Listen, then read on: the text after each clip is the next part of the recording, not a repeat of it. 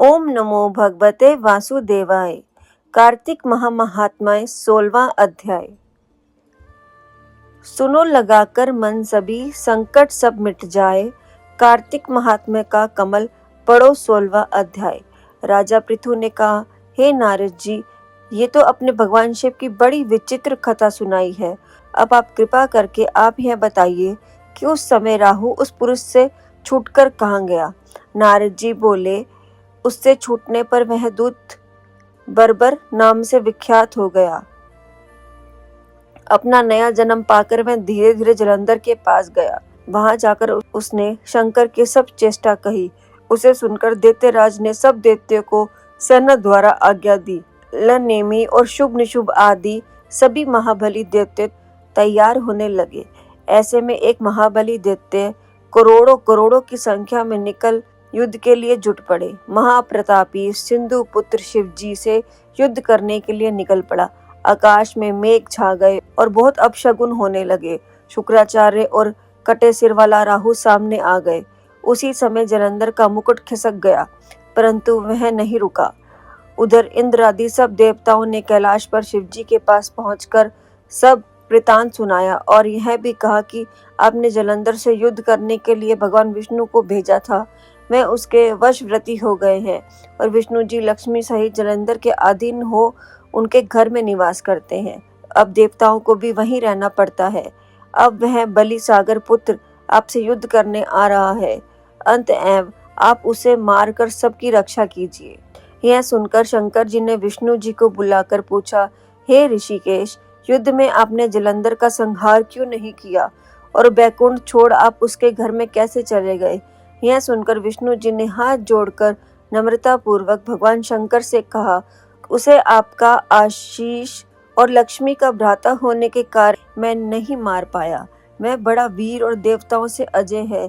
इसी पर मुग्ध होकर मैं उसके घर में निवास करने लगा हूँ। विष्णु जी के इन वचनों को सुनकर शंकर जी हंस पड़े। उन्होंने कहा, हे विष्णु, आप यह क्या कहते हैं। मैं उस दैत्य जलंधर को अवश्य मारूंगा। अब आप सभी देवता जलंधर को मेरे द्वारा ही मारा गया जान अपने स्थान को जाइए।